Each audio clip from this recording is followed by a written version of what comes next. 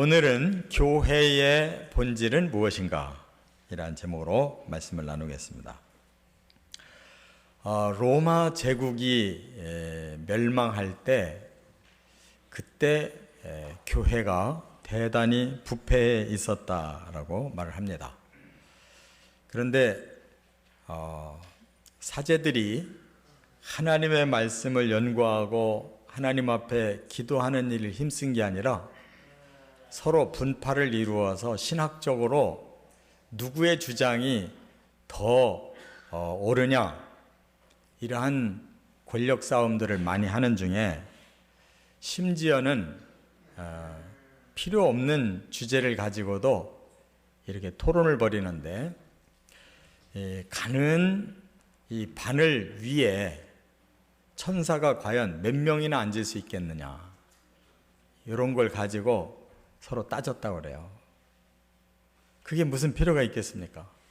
그러나 신학적인 이론을 가지고 서로 주장을 하는 사람들은 이처럼 거기까지도 들어가서 따져보려고 하는 이러한 허상에 사로잡혀 있다는 것을 알 수가 있어요. 또 러시아라고 하는 나라가 1000년 동안 러시아 정교회라고 하는 교회가 주도를 해왔는데, 그 러시아가 망할 때 러시아 정교회가 대단히 부패해 있었다 하는 말이 있습니다. 그 사람들도 마찬가지로 정말 귀한 일은 제쳐놓고 서로가 분파를 이루고, 미사를 드릴 때 과연 이 빨간 가운을 입고 드려야 되느냐, 황금색 가운을 입고 드려야 되느냐, 이거 가지고 일주일씩이나 토론을 벌이고 이렇게 쓸데없는 일들을 했다고 그래요. 정작 예수님은 그런 색깔 입는 옷을 전혀 입지 않으시고도 얼마든지 산상수훈도 하시고 기가 막힌 말씀을 주셨지 않습니까?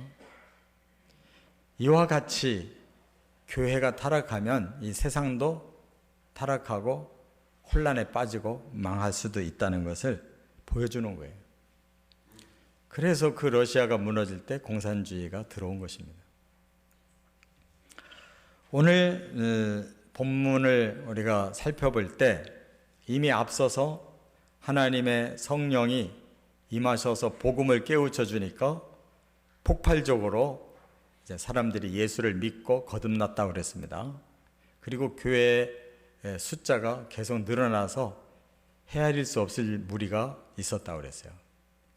근데 이것은 영적인 싸움이 일어나는 일이기 때문에 사탄은 또 맞서서 교회 내부에 변질을 주려고 아나니아, 삽비라 같은 사람들에게 외식의 신앙을 줘서 교회를 혼란시키려고 그랬고, 대외적으로는 산헤드린, 그 이스라엘의 종교와 정치를 사로잡고 있는 이 산헤드린 지도자들의 마음을 흔들어서 기독교에게 위협을 당한다고 생각하고 또 아주 극심한 박해를 하기 시작합니다.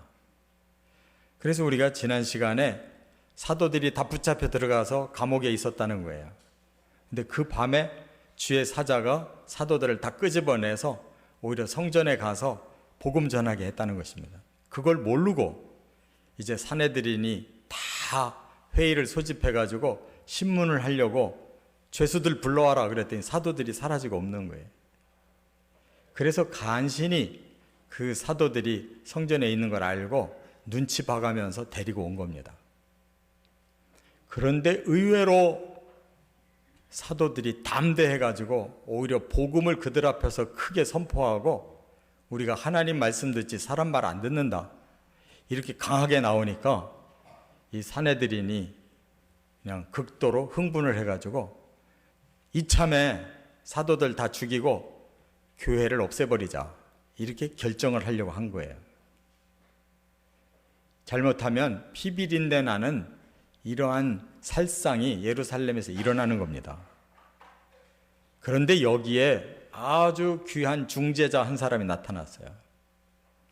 그래서 그의 말이 그 산헤드린을 의견을 잠재우고 교회를 그대로 놔두도록 만듭니다.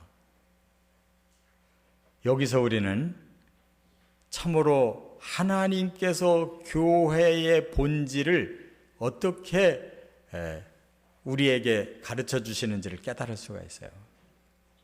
오늘 이 본문 안에 교회는 바로 이런 것이다 라는 걸 알려주시는 거예요.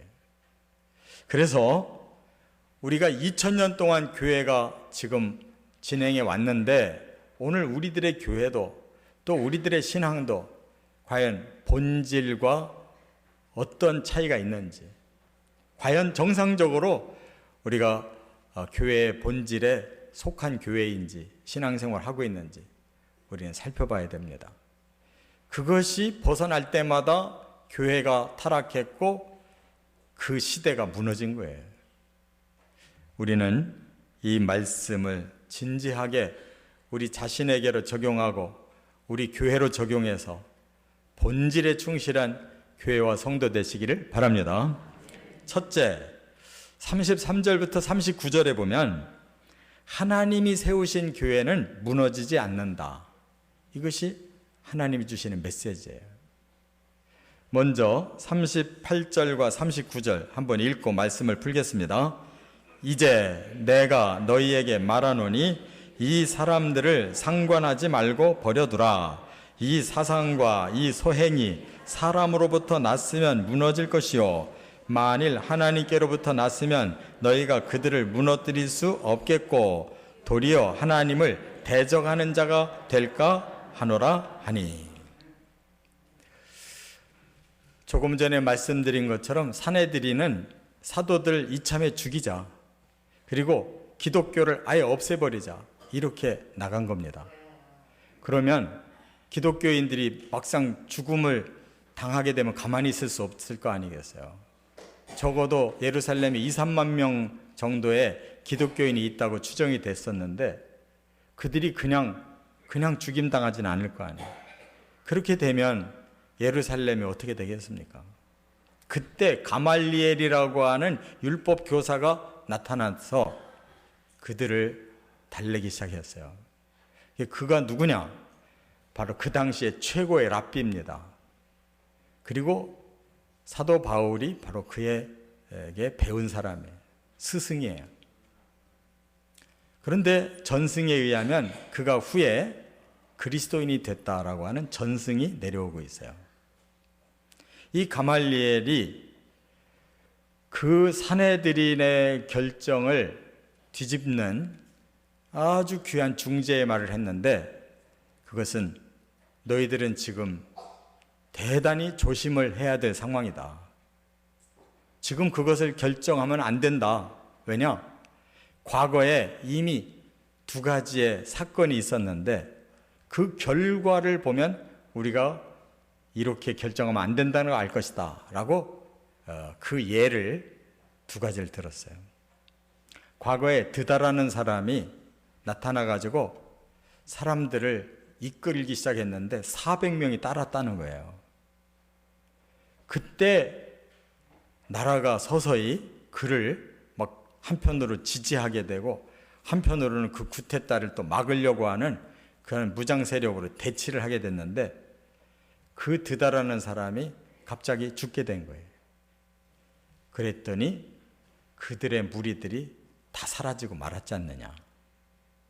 또 하나의 사건은 갈릴리의 출신 유다라는 사람이 또 비슷하게 그렇게 사람들을 또 이끌고 뭔가 강한 세력화하기 시작했는데 그 사람도 갑자기 망하고 그 집단도 갑자기 흩어져서 사라졌다는 거예요. 그러므로 이 기독교인들도 지금 이렇게 왕성한데 우리들이 무력으로 그들을 치게 되면 잘못하면 대혼란이 일어나니까 만약 하나님께서 그들을 세운 게 아니라면 그 사람들의 도모는 반드시 무너지게 돼 있다. 그러나 그 다음 말을 위대한 말을 해요. 만약 하나님이 저들을 세웠다면 결코 무너지지 않는다. 오히려 우리가 그들을 대적한 것이 곧 하나님을 대적하는 일이 될 것이다. 그러니 이 위험한 일을 잠깐 멈추고 기다려보자. 이렇게 제안을 한 것입니다. 이게 하나님 메시지가 아니겠어요? 그랬는데 이 강공책을 펼치자고 흥분했던 이들이 그 가말리엘의 말에 모두가 순응을 했다는 거예요. 이들은 사실 사내들인이 그렇게 단순한 집단이 아닙니다. 이 두 가지 큰 집단이 섞여 있어요. 하나는 사두개인 집단이 있는데 이들은 제사장 출신이고 또 종교와 정치를 그냥 한꺼번에 틀어준 권세자들입니다. 이들이 사내들인을 장악하고 있는 거예요. 그리고 다른 한편으로는 바리새파가 있어요. 바리새인들은 철저히 율법을 지키는 아주 보수적인 종교 집단인 거예요. 그래서 또 백성들에게 존경을 받으니까 그들도 사내들인에 들어간 거예요. 그래서 70명이 공동체를 이루고 나라를 움직이는데 거기에 제일 어른 노릇을 한 사람이 가말리엘이고 바리새인 출신인 거예요. 이 두 집단이 공통점은 뭐냐? 어떻든 지도자가 돼서 이 나라를 정치적으로나 종교적으로 이끌고 나가야 된다. 이 현세의 권세와 명예를 대단히 중요시 여긴 사람들이에요. 근데 두 집단이 다른 게 하나 있어요. 바로 이 사두개인들 집단들은 부활이 없다고 그래요. 왜? 하나님은 현세에 하나님 나라를 여기다 세우신다. 자기들을 통해서 세워가신다. 이렇게 믿은 거예요. 그러나 바리새인들은 성경을 좀 더 철저하게 믿는 사람들이 있대요. 아니다. 부활은 반드시 있고 하늘나라를 세우신다라고 믿은 거예요. 그러다 보니까 두 지파가 맨날 싸우면서도 이 땅의 권세를 위해서는 또 이렇게 그리스도인들을 치고 박해하는데 또 하나가 된 것입니다. 그러나 하나님께서 이처럼 섭리하셔서 그들을 수그러뜨림으로써 교회는 오히려 점점 부흥해서 2000년 동안 전 세계의 영혼들을 향해 복음화를 시키고 있는 줄 믿습니다. 그러므로 가말리엘이 말한 것처럼 하나님이 세우셨기에 교회 역사는 2000년 동안 오고 있고 어느 나라 어느 민족도 복음에서 열애되지 않고 있다는 사실입니다. 그런데 이 교회가 이렇게 초대교회 시작이 돼서 한 250여 년 후까지 계속 박해를 당하고 질이 멸렬하게 그런 고난 속에 있다가 드디어 서기 313년에 로마의 황제였던 콘스탄틴 대제가 자기 어머니의 신앙을 감동받고 자기도 십자가를 가지고 전쟁에 참여했다 이기는 것을 보고 기독교에 대해서 공인을 해줍니다. 나쁜 종교가 아니다. 그리고는 조금 더 시간이 지나서 380년에 바로 로마의 국교로 선포를 하게 돼요. 그리고 기독교인들이 믿고 있는 이 구약 성경과 또 새로 만들어지기 시작한 이 신약 성경이 하나님의 말씀이라고 정경으로 인정된 것이 서기 397년에 카르타고 공회에서 성경이 인정이 돼요. 그래서 모든 기독교인들은 바로 66권만을 하나님의 말씀으로 믿게 된 것이에요. 그 후에 이제 하나님을 믿는 사람들은 공동의 신앙 고백을 하기 시작했어요. 그게 바로 사도신경이라는 건데 이 4세기부터 우리가 지금 암송하고 고백하는 사도신경이 예배 때 드려지기 시작한 거예요.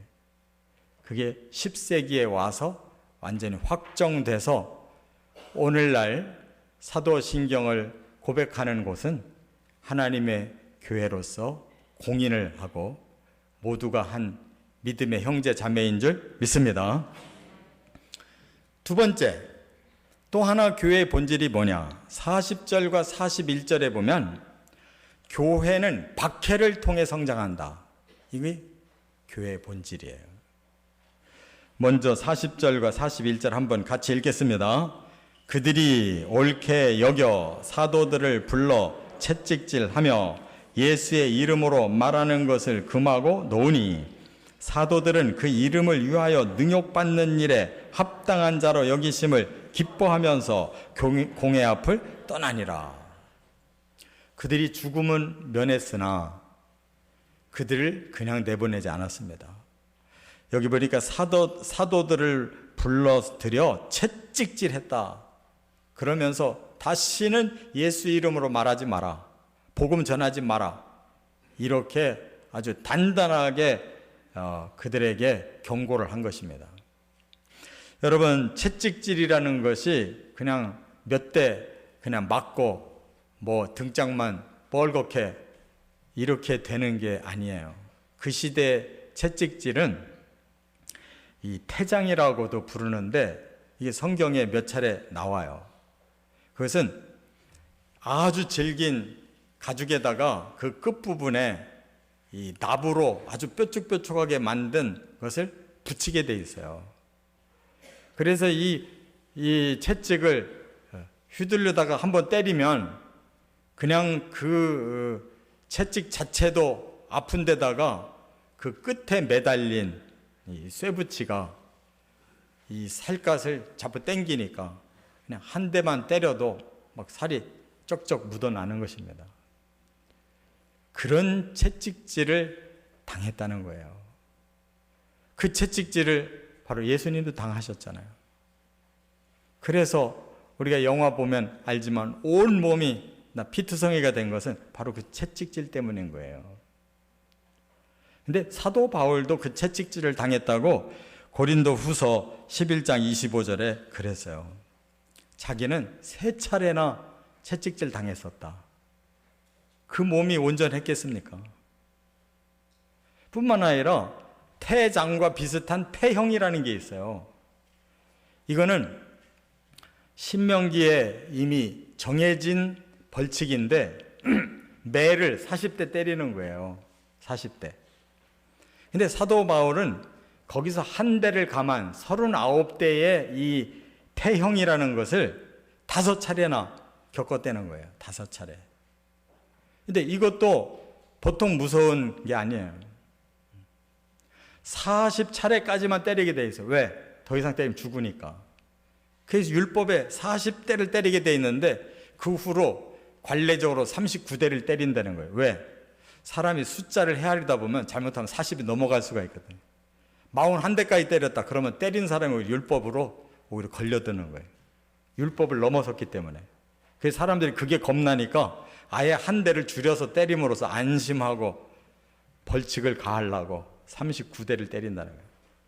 그러나 40대를 때리든 39대를 때리든 그 정도 맞으면 사람은 다 망가지는 것이죠. 사도 바울은 그걸 5차례나 겪었다고 자기가 고린도 후서 11장 24절에 밝히고 있잖아요. 뿐만 아니라 이제 6장으로 넘어가 보면 스데반이 나오고 7장에 그가 순교를 할 때 뭘로 죽었습니까? 돌을 사람들이 집단적으로 던져가지고 스데반이 돌에 맞아서 죽어버려요. 제가 성경을 어제 다시 한번 들어가 보게 됐는데 사도행전을 제가 쭉 읽어보니까 23차례의 박해 사건이 일어나요.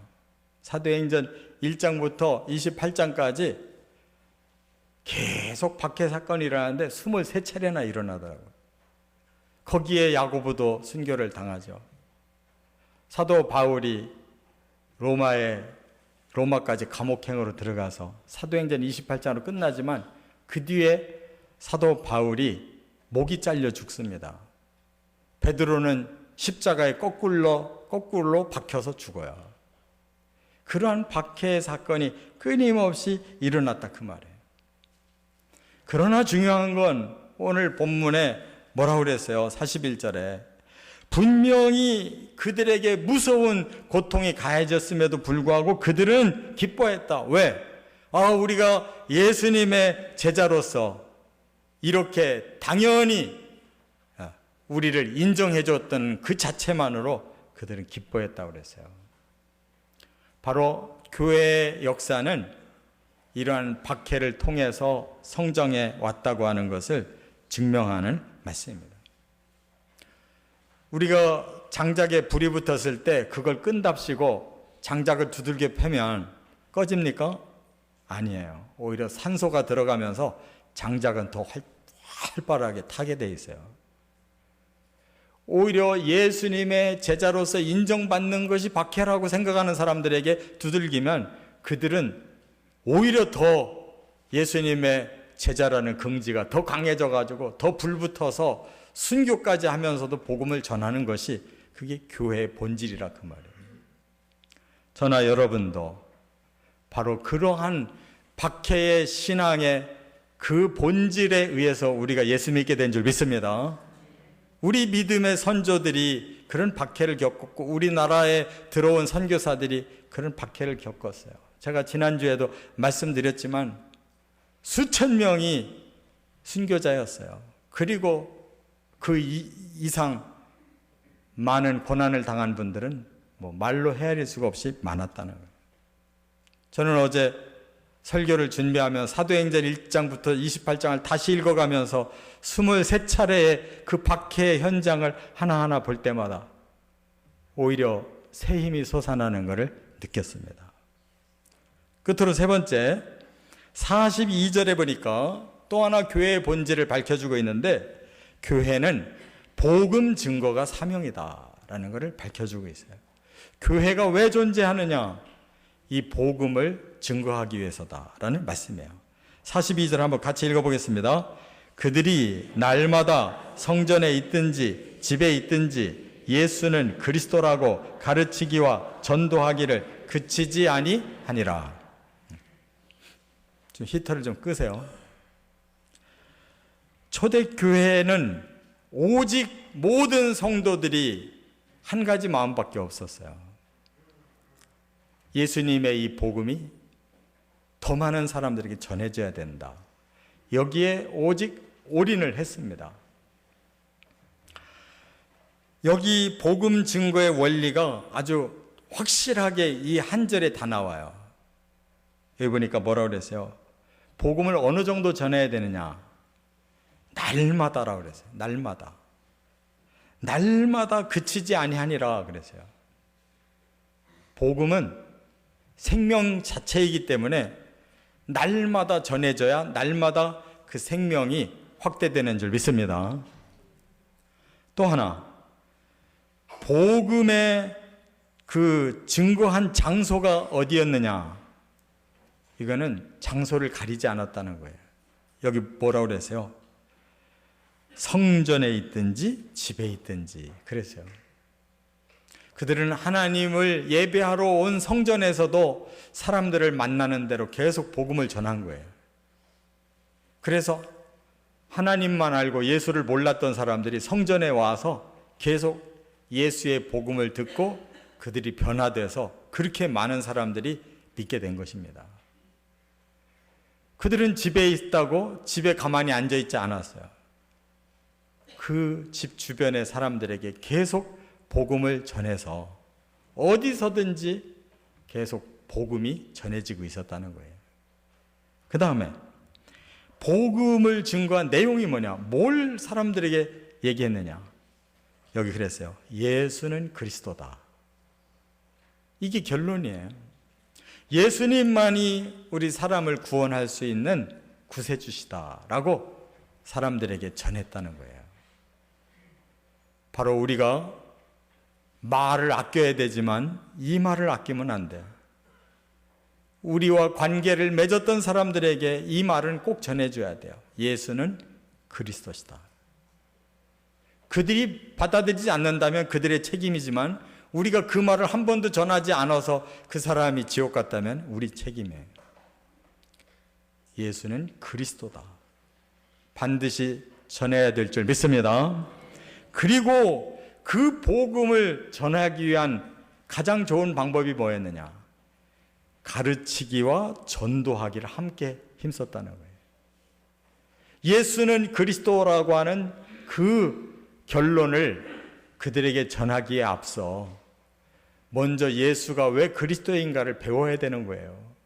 구약 성경 창세기부터 말라기까지의 내용의 핵심이 바로 하나님이 메시아를 보내겠다고 그랬는데 그 메시아가 예수라는 것을 말하고 있는 거예요.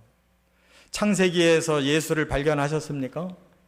말라기에서 예수를 발견하셨습니까? 그때까지 우리는 공부해야 되는 거예요. 그래야 복음서가 이해가 되고 그 복음서를 가지고 서신이 해석을 해서 써놨기 때문에 신약이 열리는 겁니다.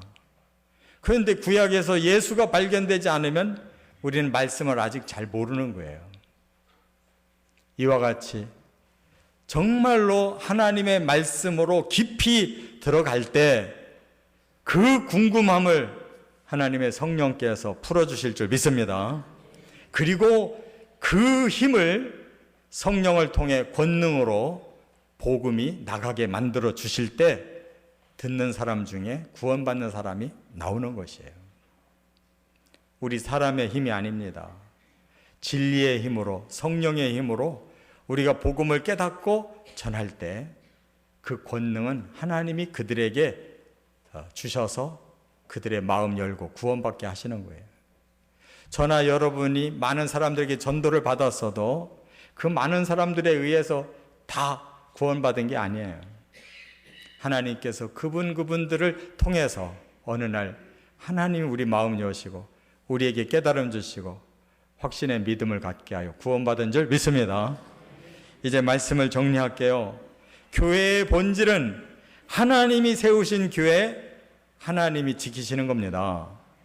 우리가 뭐 조금 해놓고 막 부흥하면 우리가 다 한 것처럼, 조금 침체하면 그냥 금방 교회가 망할 것처럼 두려워하지 마세요. 하나님이 2000년간을 이끌어 주신 것입니다. 사람들이 잘못하면, 성도들이 잘못하면, 교인들이 잘못하면 그 시대를 망하게 만든 거예요. 우리가 하나님 앞에, 복음과 성령 앞에 똑바로 서면 되는 거예요. 그리고 진리는 반드시 박해를 받게 되어 있습니다. 악한 사탄이 그대로 놔두질 않아요. 박해를 받을수록 그리스도인이라고 하는 확실한 증거임을 믿으시 바랍니다. 그리고 교회는 복음이 전해지고 구원받는 사람이 늘어나야 교회지, 복음이 전해지지 않고 구원받는 사람이 없어지면 교회는 사명이 끝난 거예요. 우리 교회가 이제 만 60년이 넘었습니다. 어떻습니까? 복음이 제대로 전해지고 복음을 믿는 사람들이 늘어나고 있습니까? 만약 그렇지 않다면 우리들에게 문제가 있는 거예요. 우리가 이 사명에 더 올인해야 된다고 하는 명제를 주님이 우리에게 남겨주시는 거예요. 우리는 본질 가운데로 계속 달려가는 하나님의 교회와 성도 되시기를 주의 이름으로 축원합니다.